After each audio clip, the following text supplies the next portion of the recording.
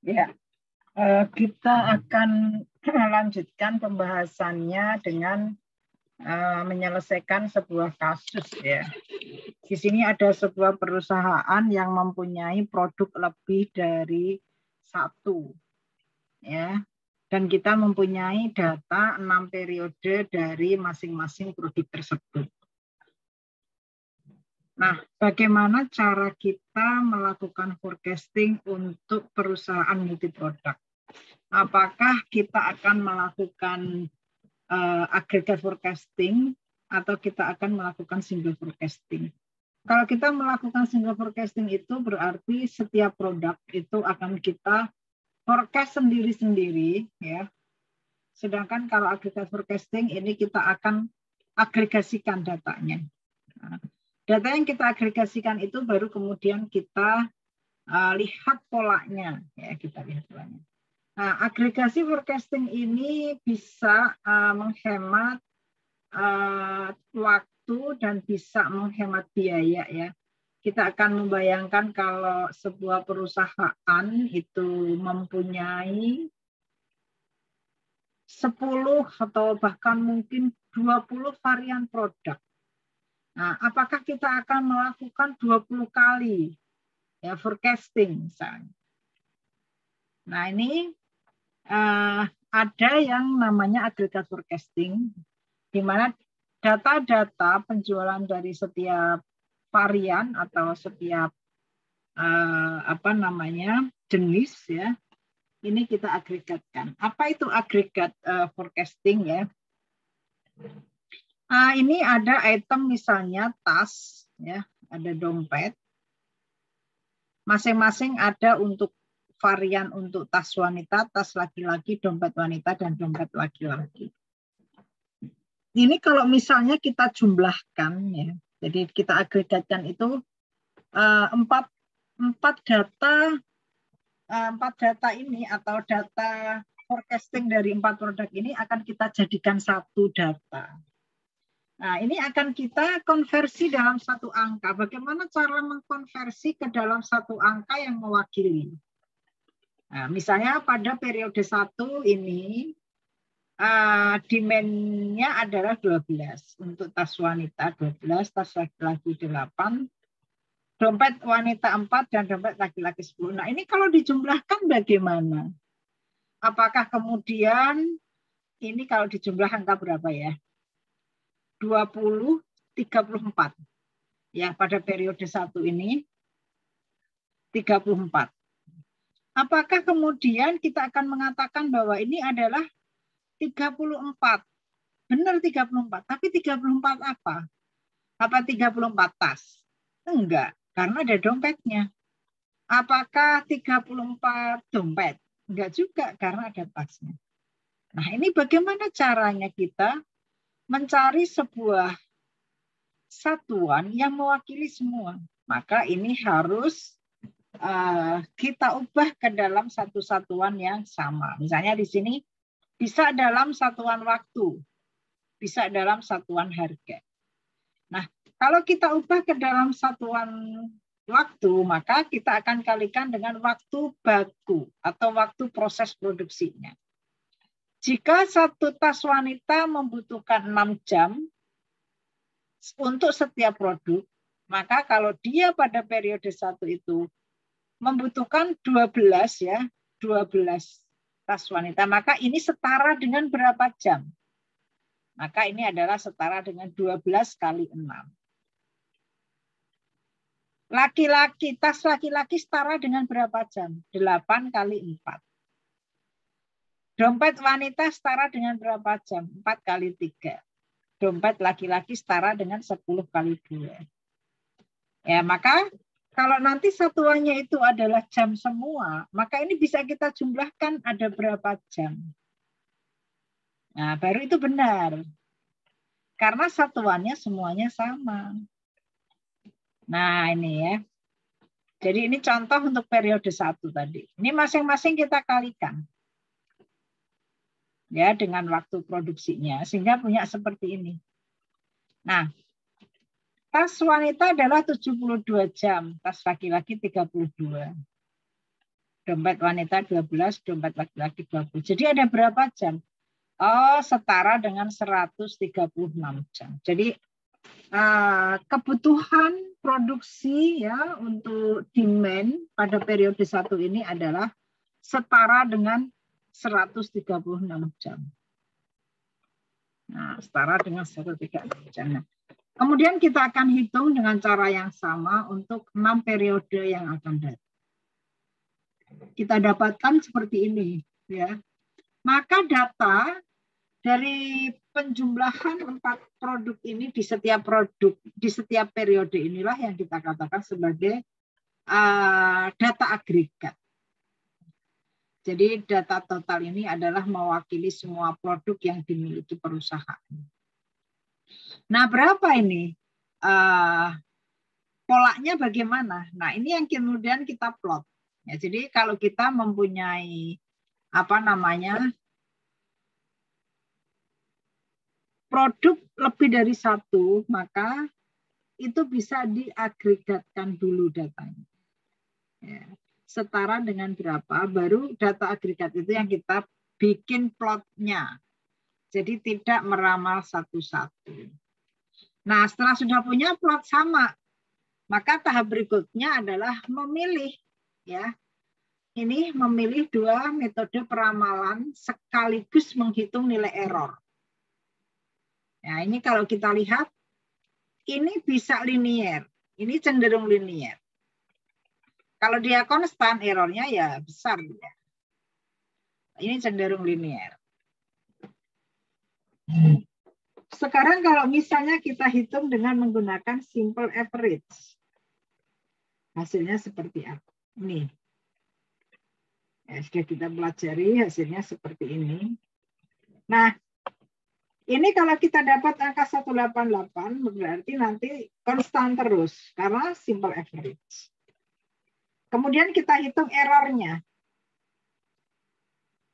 Jadi kita hitung FT di periode-periode tertentu, ya, yang memungkinkan kalau kita di sini datanya pada 1 sampai 6, ya kita akan punya hasil ramalan pertama adalah periode 2. Nah, di sini kita akan menghitung errornya, kita kuadratkan dan kita rata-ratakan, maka dapatlah MSI-nya 2022. Nah, sekian. Kemudian kita bisa menghitung single moving average. Ya. Single moving average dengan T3, T2 ini ya, T2. Maka kita akan mendapatkan rata-rata pertama di periode 3. Nah, kalau rata-rata, kalau hasil ramalan itu periode 3, maka errornya juga kita dapatnya baru periode 3. Ya. Ini. Periode 2 belum punya. Nah, kemudian kita kuadratkan, kita bagi. Maka dapatlah 1344,5. Ini adalah error kalau menggunakan simple average. Kemudian kalau kita menggunakan double moving average, ini kita akan bikin, jangan lupa inisialisasi ya, angkanya sama dengan angka periode 1. Ya. 136. Nanti bisa kita hitung smoothing pertama, smoothing kedua. Ini A ini ya, 2 smoothing pertama dikurangi smoothing kedua, begitu. Nah ini kemudian B. Nah ini adalah hasilnya. Ya, future hasil ramalan. Nah kalau kita mempunyai hasil ramalan pada periode ketiga, maka error pertama kali yang terbentuk ya di periode 3 sampai periode 6. Nah ini sehingga kita akan hitung MSI-nya adalah 853. Kemudian kita hitung dengan single smoothing. Nah ini kita hitung ya dengan metode-metode yang ada. Kemudian kita hitung juga dengan double moving average, double exponential smoothing. Nah nanti kita hitung. Nah dari sekian ini mana yang paling kecil errornya. ternyata yang paling kecil errornya itu adalah double exponential smoothing. Ya, ini berarti tahap verifikasi sudah selesai.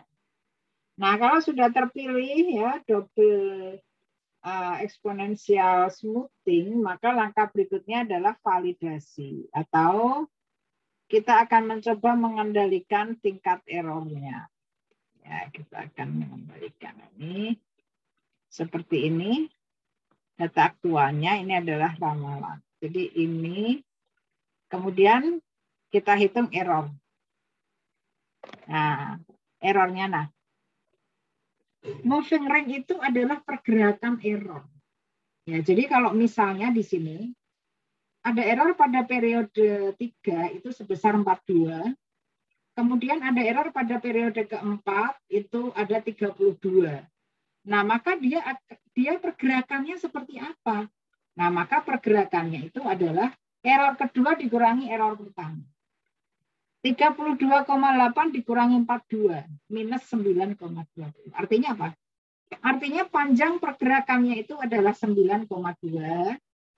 Kemudian arah pergerakannya itu turun. Ya, seperti itu. Ya, jadi kemudian bergerak lagi, turun lagi. Ya, sebesar 38,5. Nah, kemudian ini kok positif ya. Berarti dia pergerakannya 27 tapi naik. Ya, ini diambil dari mana? Dari kalau misalnya di 6 ini berarti hasil error yang ke-6 dikurangi hasil error yang ke-5. Jadi 21,28 dikurangi minus 5,76. Nah, ini 27.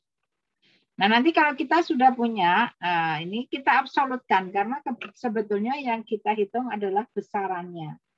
Kita absolutkan, maka kemudian kita cari rata-ratanya. Rata-rata adalah 24,93. Nah, tadi sudah dijelaskan di awal ya, di awal di pertemuan pertama itu bahwa batas atas adalah 2,66 kali moving ya, kali moving. Nah, sehingga ini bisa kita cari ya, kita hitung saja sesuai rumus yang upper ya, upper center line dan lower center line. Seperti itu.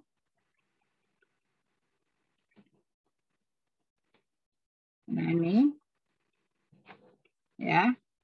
Ini ternyata tidak ada yang keluar ya dari batas atas dan batas bawah.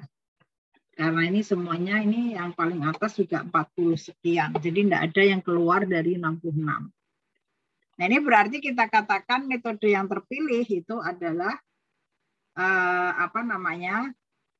valid begitu ya, karena errornya terkendali semua. Ya, jadi ini tadi yang terpilih apa tadi? Ya, double exponential smoothing. Nah, seperti itu berarti kita putuskan bahwa kita akan memilih metode peramalannya adalah double exponential smoothing. Ya, sehingga kita akan cari berapa periode yang akan datang kita harus meramal. Ya. Nah, ini kita putuskan ya, yang terpilih adalah metode DES. Nah, maka di sini bagaimana peramalannya 7 periode yang akan datang misalnya. Ini kita tinggal identifikasi A dan B-nya pada periode berapa. Jika A dan B pada periode 6, maka kita akan gunakan ya A ditambah 1 kali 16,05. Tapi kalau periode 8, ya ini berarti sama A ditambah B kali 2 gitu, karena periodenya adalah periode forecasting 8 dan periode data 6, selisih 2. Nah, seperti itu. Maka inilah yang kita katakan sebagai hasil forecasting. Ya, seperti itu. Ya, oke, ini ada beberapa latihan. Anda create saja sendiri ya. Anda coba create saja data sendiri seperti ini. Anda boleh menggunakan data apa saja ya, boleh misalnya toko elektronik mempunyai 2 jenis penjualan gitu ya, misalnya apa gitu, HP merek apa, HP merek apa ya. Jadi Kemudian bagaimana penjualannya selama 6 bulan. Nah, lalu kita akan konversikan dulu.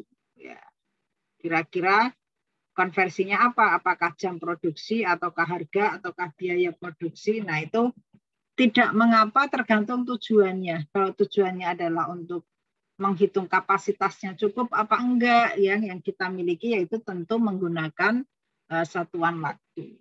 Tapi kalau pihak perusahaan ingin tahu berapa omsetnya, begitu, ya kita bisa menggunakan pricing. Nah, ini adalah faktor-faktor konversi yang bisa digunakan karena dia konsisten, ya, seperti itu. Nah, saya materinya sampai di sini dulu, ya. Silahkan Anda meng-create data seperti tadi, ya, 6 periode untuk katakanlah 3 produk misalnya. Anda create sendiri seperti apa. Nah, besok kita bisa diskusikan. Ya, demikian. Ini adalah materi forecasting. Saya anggap selesai. Selebihnya adalah kita akan membahas gitu ya, diskusi dari data-data yang Anda cari. Dan silahkan Anda olah begitu ya, Anda hitung kira-kira metode apa yang terbaik dan bagaimana nanti hasil forecastingnya. Saya akhiri. Assalamualaikum warahmatullahi wabarakatuh.